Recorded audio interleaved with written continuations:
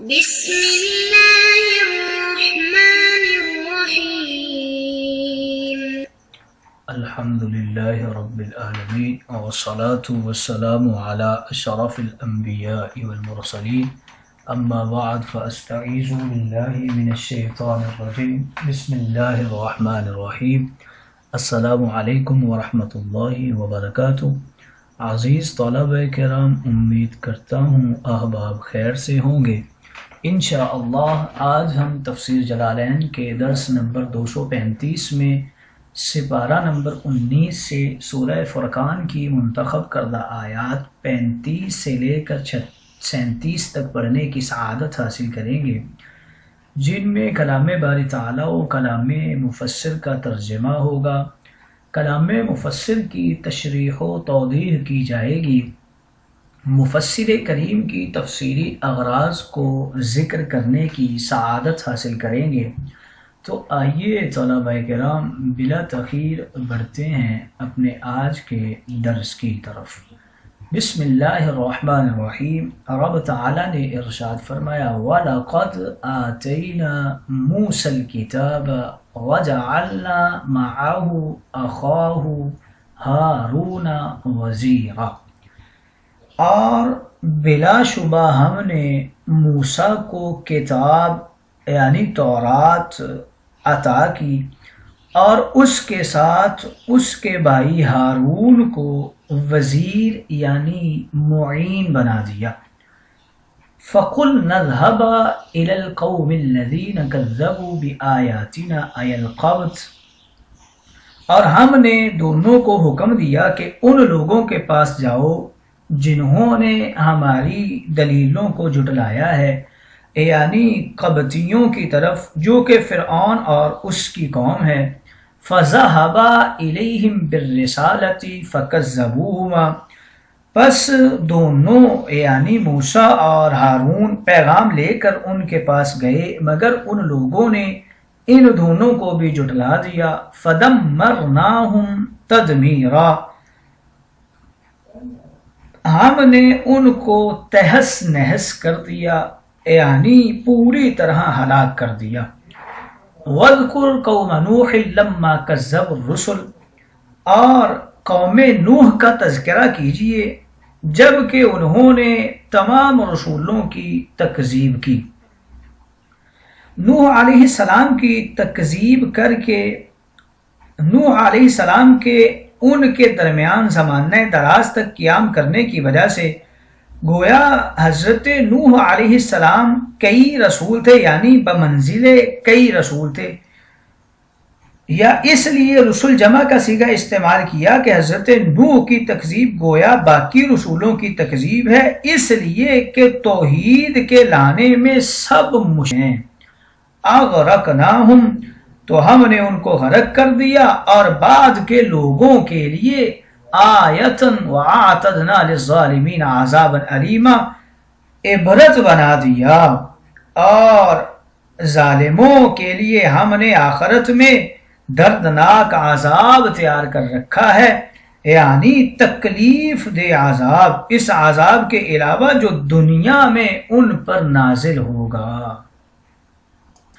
آئیے طلبہ کرام ترجمہ کے بعد بڑھتے ہیں آج کے درس کی تشریح و توضیح کی طرف۔ وَلَقَدْ آتَيْنَا، اس کا بتا رہے ہیں کہ یہ لام قسمیہ ہے اور اصل عبارت وَبِاللَّهِ لَقَدْ آتَيْنَا ہے۔ وزیراً کے حوالے سے بتا رہے ہیں کہ یہ صفت مشبہ ہے اور مددگار اور ناصر کے معنی میں ہے۔ ایل قبط سے بتا رہے ہیں قوم سے یہ بدل ہونے کی وجہ سے مجرور ہے۔ فرعون و قومی ہی یہ قبط کا بیان واقع ہو رہا ہے۔ فَدَمَّرْنَاهُمْ کا عطف فَذَهَبَا إِلَيْهِمْ معذوف پر ہے، جیسا کہ مفسر علام نے اشارہ فرما دیا ہے۔ شارع علیہ السلام نے قوم نوح کو اذکر فعل محذوف کا مفعول قرار دیا ہے اور لما کو شرطیہ مان کر اغرقناہم کو جواب شرط قرار دیا ہے، اور اگر لما کو ظرفیہ مانا جائے تو یہ ما اضمر علی شریطۃ التفسیر کے قبیل سے بھی ہو سکتا ہے۔ تقدیری عبارت یہ ہوگی کہ اغرقنا قوم نوح لما کذبوا الرسول اغرقناہم، اور اگر لما کو شرطیہ مانے تو ما اضمرہ کے قبیل سے نہیں ہوگا، اس لیے کہ جواب لما کسی کے لیے مفسر نہیں ہوا کرتا۔ ہم نے موسیٰ کو کتاب یعنی تورات عطا کی، اور ہم نے ان کے بھائی ہارون کو ان کے ساتھ وزیر یعنی معین بنا دیا۔ الذین کذبوا بآیاتنا، اس آیت میں فرمایا ہے کہ تم دونوں ان لوگوں کے پاس جاؤ کہ جنہوں نے ہماری آیات کی تکذیب کی۔ فَقُلْ نَذْهَبَا إِلَى الْقَوْمِ الَّذِينَ كَذَّبُوا بِآيَاتِنَا، پھر ہم نے موسیٰ و ہارون کو حکم دیا کہ اس قوم کے پاس جاؤ جنہوں نے ہماری آیات کی تکذیب کی۔ آیات کی تکذیب سے کیا مراد ہے؟ ظاہر ہے کہ آیات تورات تو مراد نہیں ہو سکتی، اس لیے کہ تورات کا نزول غرق فرعون کے بعد ہوا، لہٰذا آیات سے مراد یا تو توحید کے دلائل عقلیہ ہیں جو پوری کائنات میں پھیلے ہوئے ہیں، جو ہر انسان کو اپنی عقل کے مطابق سمجھ میں آ سکتے ہیں، ان میں غور نہ کرنے کو تکذیب آیات فرمایا، یا پھر تکذیب سے مراد کتب سابقہ اور انبیاء سابقین کی تکذیب مراد ہے، جیسے کہ اللہ رب العزت کا قول ہے وَقَوْمَ نُوحٍ لَمَّا كَذَّبُوا الرُّسُلَ، یہاں رسل سے مراد ایک توجیہ کے اعتبار سے انبیاء سابقین مراد ہیں۔ یعنی تم فرعون کی قوم کے پاس جاؤ، موسیٰ و ہارون فرعون کی قوم کے پاس گئے اور انہوں نے موسیٰ و ہارون کو بھی جھٹلا دیا۔ فَدَمَّرْنَاهُمْ تَدْمِيرًا، پس پھر ہم نے ان کو تہس نہس کر کے رکھ دیا، یعنی انہیں اچھی طرح سے ہلاک کر دیا۔ یہاں پر ایک اعتراض ہوتا ہے کہ فقط موسیٰ کو حکم دیا تھا جانے کا اس قوم کی طرف، یا موسیٰ و ہارون کو حکم دیا تھا؟ جیسا کہ اس آیت کے ظاہر سے ثابت ہو رہا ہے اذهبا الى القوم الذين كذبوا بآیاتنا، یعنی موسیٰ و ہارون دونوں کو حکم دیا جا رہا ہے، حالانکہ ایک آیت سورہ نازعات میں ہے جس میں فقط موسیٰ علیہ السلام کو فرعون کی طرف جانے کا حکم دیا تھا، ہارون کا ذکر نہیں ہے، تو دونوں آیات کے مابین تعارض ہو گیا۔ اس کا جواب یہ دیتے ہیں کہ یہ آیت اس آیت کے منافی نہیں، کیونکہ جب ایک کو قوم فرعون کی طرف جانے کا حکم دیا تھا تو جائز ہے کہ ان میں سے کسی ایک کی طرف جانے کی نسبت کر دی جائے، اور یہ بھی ہو سکتا ہے کہ پہلے صرف حضرت موسیٰ کو جانے کا حکم دیا ہو، لیکن جب حضرت موسیٰ نے دعا کی کہ میرے اہل میں سے میرے بھائی کو میرا وزیر بنا دے، تو پھر دونوں کو قوم فرعون کی طرف جانے کا حکم دے دیا ہو۔ وَاذْكُرْ قَوْمَ نُوحٍ لَمَّا كَذَّبُوا الرُّسُلَ، رب تعالیٰ نے ارشاد فرمایا اور نوح کی قوم کے کافروں نے جب رسولوں کی تکذیب کی اس چیز کا ذکر کیجئے کہ ہم نے ان کو غرق کر دیا اور ہم نے ان کو لوگوں کے لیے عبرت نشانی بنا دیا اور ہم نے ظالموں کے لیے دردناک عذاب تیار کر رکھا ہے۔ اس آیت مقدسہ میں لفظ رسول ذکر کیا گیا ہے۔ حضرت نوح کی قوم نے صرف حضرت نوح کی تکذیب کی تھی،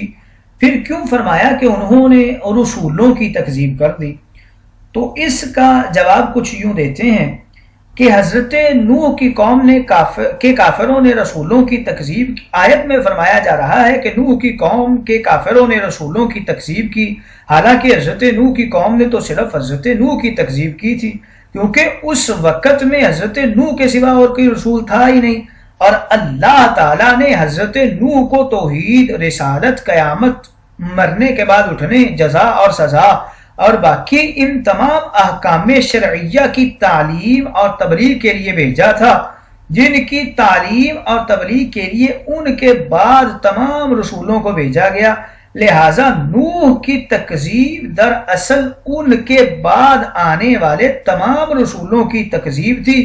اس لیے فرمایا اور نوح کی قوم کے کافروں نے جب رسولوں کی تکذیب کی۔ اس اعتراض کا دوسرا جواب یہ دیتے ہیں کہ جس شخص نے ایک رسول کی تکذیب کی اس نے گویا تمام رسولوں کی تکذیب کی، کیونکہ رسولوں پر ایمان لانے میں کوئی فرق نہیں ہے، اس لیے ہر نبی باقی تمام نبیوں کی تصدیق کرتا ہے، لہٰذا جس نے کسی ایک نبی کی تکذیب کی تو اس نے تمام نبیوں کی تکذیب کر دی جن کی اس نبی نے تصدیق کی تھی۔ ایک اور بھی جواب مفسر کریم دینے کی کوشش کرتے ہیں، لِطُولِ لُبْسِهِمْ فِيهِمْ كَأَنَّهُ رُسُلٌ، کیونکہ حضرت نوح علیہ السلام کا جو زمانہ تھا وہ بڑا طویل تھا، اور طول زمانہ کی وجہ سے لفظ رسول ذکر کر دیا گیا، گویا کئی رسولوں کا زمانہ تھا۔ حالانکہ اس دور کے اندر حضرت نوح کے علاوہ کوئی اور رسول آیا تو نہیں تھا، لیکن زمانے کی طوالت کی وجہ سے آ سکتے تھے، تو اس لیے زمانے کی طوالت کی وجہ سے لفظ رسول ذکر کر دیا گیا۔ لِطُولِ لُبْسِهِ کی غرض بیان کر رہے ہیں کہ یہ ایک سوال مقدر کا جواب ہے۔ سوال یہ ہے کہ کذب الرسل میں رسول کو جمع کیوں لائے ہیں، حالانکہ لِطُولِ لُبْسِهِ سے اسی کا ایک اور جواب دینے کی کوشش کر رہے ہیں کہ ایک سوال مقدر کا جواب ہے، کذب الرسل میں رسول کو جمع کیوں لائے ہیں، حالانکہ نوح علیہ السلام تو ایک ہیں، واحد ہیں۔ شارح نے اس کے دو جواب دیے ہیں۔ اول یہ ہے کہ نوح کی نبوت و رسالت کا زمانہ اس قدر طویل ہے کہ اتنی مدت میں کئی نبی اور رسول آتے، تو گویا کہ حضرت نوح زمانہ کے اعتبار سے کئی نبیوں کے قائم مقام ہیں۔ اور دوسرا یہ کہ تمام انبیاء توحید کے مسئلہ میں متفق ہیں، اور توحید تمام انبیاء کا اجماعی مسئلہ ہے، لہٰذا ایک کی تکذیب وہ سب کی تکذیب ہے۔ وَجَعَلْنَاهُمْ لِلنَّاسِ، اور ہم نے ان کو غرق کر دیا اور ان کو لوگوں کے لیے عبرت اور نشانی بنا دیا، اور ہم نے کافرین ظالمین کے لیے عذاب تیار کر رکھا ہے، اور یہ عذاب اس عذاب کے علاوہ ہے جو دنیا میں انہیں دیا جائے گا۔ جعلناہم کا بتا رہے ہیں، اصل عبارت کچھ یوں بنے گی، ای اغراقہم او کستہم، اور الظالمین جو ذکر کیا گیا ہے، وضع الظاہر موضع المضمر، ظاہر کو ضمیر کی جگہ پر رکھا گیا ہے، تسجیلا علیہم یوسف الظلم، ورنہ تو عبارت یوں ہونی تھی وَأَعْتَدْنَا لَهُمْ، ان کے ظلم کی صفت کو بیان کرنے، ان کی صفت ظلم کو بیان کرنے کے لیے، کافرین کی صفت ظلم کو بیان کرنے کے لیے الظالمین یہ ظاہر کو ضمیر کی جگہ پر رکھا گیا ہے، وگرنہ عبارت کچھ یوں ہوتی وَأَعْتَدْنَا لَهُمْ عَذَابًا أَلِيمًا۔